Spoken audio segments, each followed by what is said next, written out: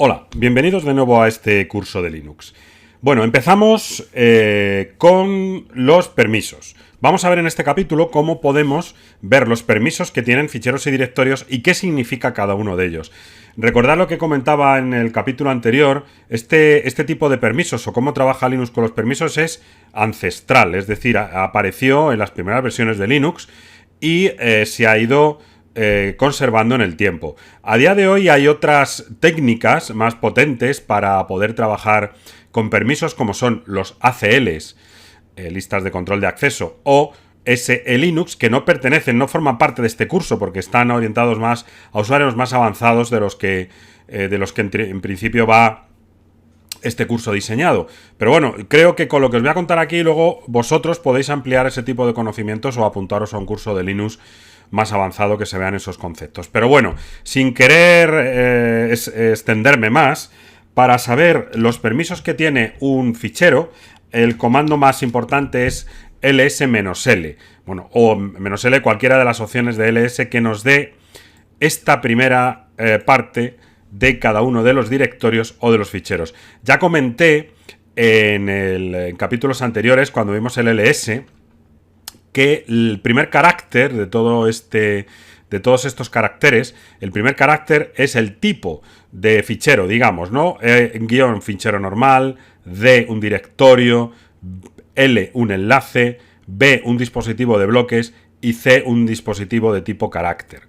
¿De acuerdo? Entonces, este primer carácter está claro, ¿no? Esta primera letra identifica el tipo que tenemos. Y luego tenemos, digamos, 9 letras que van en grupos de 3, ¿vale? Estas letras están 3, las 3 primeras son los permisos para el propio usuario, ¿vale? Ahora veremos qué significan. Las 3 siguientes identifican los permisos para el grupo al que pertenece el fichero y el resto sería otros o wall para el mundo, el resto. Es decir, que estos 3 primeros caracteres identifican qué permisos tiene este señor de aquí, este usuario, el usuario curso. Los 3 siguientes identifican qué permisos tiene cualquier usuario que pertenezca al grupo curso.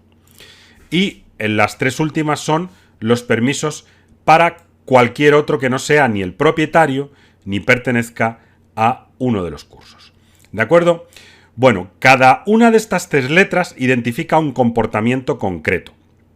Si la letra está, es que ese permiso está activo. Si en vez de haber una letra hay un guión, es que ese permiso está desactivado, está inactivo. ¿De acuerdo? Es decir, que si aparecen las 3 letras es que tiene todo activado, y si no, pues donde aparezca un guión es que esa parte está desactivada. ¿Vale? Bueno, entonces, ¿y qué significa la R, la W o la X? Porque cada una de estas letras puede ser R, W y X. La primera, que es la R, significa que un fichero se puede leer, o sea, listar, copiar o visualizar. Es decir, que yo podría, por ejemplo, hacer un cat sobre él, un ls, etcétera, etcétera.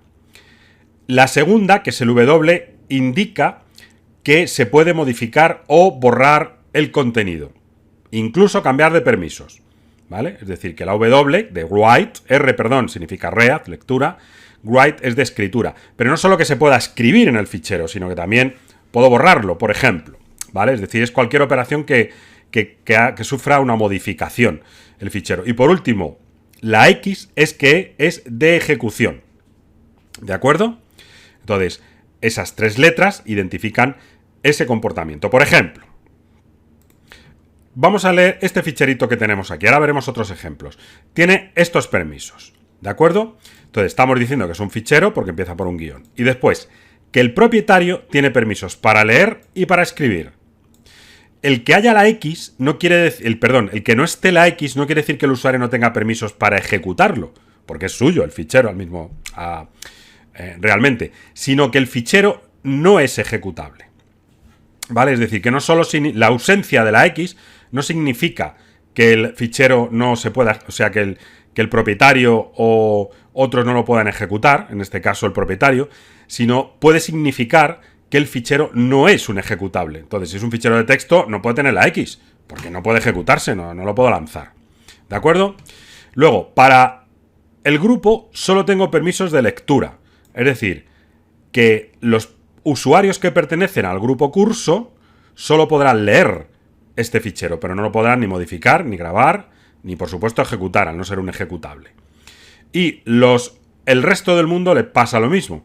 Es decir, que la R indica que solo puede leer. Es decir, este fichero, por lo tanto, solo es modificable por el propietario. Vamos a ir un momentito al directorio TMP para ver algún ejemplo más. Bueno, dentro del directorio TMP, vale, no tenemos así ninguno. Vamos a irnos, por ejemplo, al USRBin, que ahí seguro que lo tenéis todos, ls-l. Bueno, aquí vemos otros ejemplos. Como este fichero sí que es un ejecutable, es un binario, vemos que el propietario tiene permisos de lectura, escritura y ejecución. ¿Vale? Los usuarios del grupo root, que es este de aquí, pueden leer y ejecutar el fichero. Es decir, pueden, bueno, leer. En este caso no puedo leer el contenido porque es un binario, pero sí puedo listarlo. Y lo pueden ejecutar. Y lo mismo el resto. ¿Vale? Pueden leer y ejecutar. ¿De acuerdo? Entonces, como vemos aquí, tenemos distintas funcionalidades dependiendo de los permisos. Si nos vamos al /var/log, ¿de acuerdo? Pues aquí tenemos más de lo mismo. Por ejemplo, en mi caso, hay aquí un kern.log. Supongo que vosotros también lo debéis de tener. O un syslog, seguramente. ¿Vale? Bueno, en este caso vemos, por ejemplo, que el propietario puede leer y escribir, que el grupo puede leer y que, en cambio, el resto del mundo ni lo puede leer, ni lo puede listar, ni lo puede nada. De hecho, le daría, digamos, le daría un error si intentáramos hacer a un usuario este tipo de operaciones, ¿de acuerdo? Porque no están permitidas. De hecho, en el siguiente capítulo, después de haber explicado un poco esto, vamos a hacer distintos ejemplos, ¿de acuerdo?